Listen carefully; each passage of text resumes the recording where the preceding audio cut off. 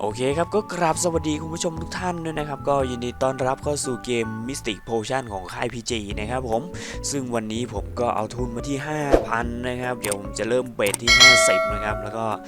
ออโต้30 หมุนไปเลยนะครับผมเรามาดูกันดีกว่าครับเกมใหม่เกมนี้จะมาดีหรือเปล่านะครับเกมนี้ผมก็ยังไม่เคยเล่นเลยนะครับผมวิคูณ37เลยเหรอเฮ้ยมาไงครับเนี่ยโอ้โหสงสัยเกมใหม่จะปล่อยแตกนะครับผมเอาละเว้ยเอาละเว้ยเข้าไปครับยังไหลอยู่นะครับผมเอามาอีกคูณ16เข้าไปครับผมโอ้โห 3,600 ครับมาดีจัดไปครับอย่างนี้ต้องอัดเบ็ดเข้าไปครับผมออโต้ไปเลยครับนี่แล้วตัวสแกตเตอร์ยังไงเอายังมาอยู่ยังมีโอกาสยังมีลุ้นนะครับ3ตัว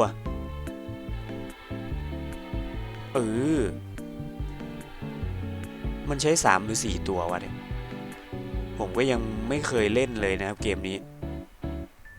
ไม่เป็นไรครับบิ๊กวินไปครับผม 2,500 ครับ2,200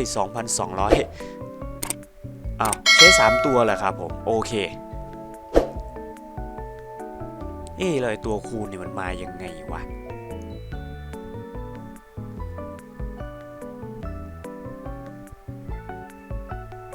ตัวคูณนี่มันมายังไงวะ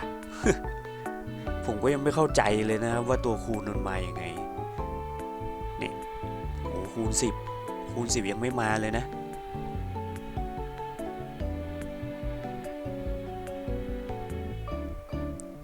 เท่าที่ผมสังเกตเหมือนมันจะเข้าใจแล้วก็คือว่าตัวคูณจะมาได้นะครับก็ต่อเมื่อที่สัญลักษณ์มันเรียงกันเป็นสี่เหลี่ยมนะครับผมนี่ก็คือ4ตัวเป็นสี่เหลี่ยมนะครับเข้าไปครับผมแล้วก็สัญลักษณ์ก็เรียงตัว5ตัวนะครับขึ้นไปถึงจะได้นะครับผมถึงจะชนะเกมนะครับผม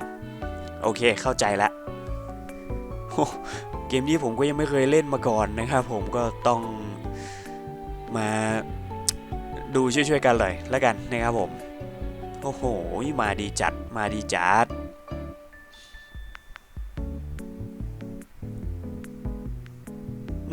ต้องเรียงกัน5ตัวจริงๆเพราะว่า4ตัวนั้นไม่มาก็แสดงว่าต้อง5ตัวครับผมแล้วก็ตัวคูณนั้นก็จะเป็นเรียงกันให้เป็นสี่เหลี่ยมนะครับไปครับเบ็ด200ไปเลยครับเหมือนเกมจะมาดีจัดครับผมมาดีอย่างนี้เราก็ต้องรีบกอบโกยไว้ก่อนครับผมโอ้โหคูณเข้าไปครับคูณ19ไปแล้วยังไงต่อโอ้โหยังมาอยู่ไหลไปอีกคูณ19เข้าไปครับผมโอ้โห 2,000 ดอกนี้ 3,909 30,000นี่วาเฮ้ยโอ้โหอัดไปอีกสิครับผมไปครับเบ็ด500ไปเลยครับมาแล้วมาอีกครับผมมาแล้วมาอีกยังไงสแคตเตอร์ยังมีลุ้นอยู่โอ้โหเรียบร้อยครับผมเข้าไปอีกแล้วครับผม17,000เข้าไปครับบิ๊กวินครับผมแล้วก็เข้าฟรีสปินอีกแล้วครับผมสวยงามครับโอ้โหทุน 5,000 ตอนนี้มาที่ 80,000 แล้วนะทุกคนสุดยอดไปเลยเกมนี้รีบมาตำ ตอนนี้มันกำลังแบบปล่อยอยู่รีบมาตำกันเด้อมาครับคูณแรกไปครับยังเหลืออีก8สปินคูณไปครับผมบวกคูณไปก่อนสะสมตัวคูณไปโอ้โห 7,000 ครับถึงแสนไม่เอาเอาไว้ถึงหน่อยคูณ18แล้วโอ้โหสวยงามเลยดอกนี้ 11,000 ครับผม250ครับ ไปกันต่อครับยังเหลืออีก3สปินคูณไปครับผมโอเคครับถึงแสนเป็นที่เรียบร้อยนะครับผมก็น่าจะพอแค่นี้แหละน่าจะหยุดไว้แค่100,000เนี่ยแหละไหนมาลองดูอีกมาไหมจะมาไหมไปต่อไหมไม่ไปต่อนะครับผมก็ได้มาที่ 5,000 ครับคอมโบนี้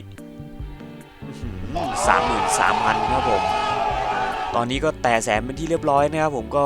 โอเคผมก็น่าจะพอแล้วล่ะก็ก่อนจะจากกันไปนั้นผมก็ฝากกดไลค์กด Subscribe ช่องผมเพื่อเป็นกำลังใจให้ผมทำคลิปต่อไปด้วยแล้วกันนะครับผมไว้เจอกันใหม่คลิปหน้าสำหรับวันนี้สวัสดีครับผมบ๊ายบายครับ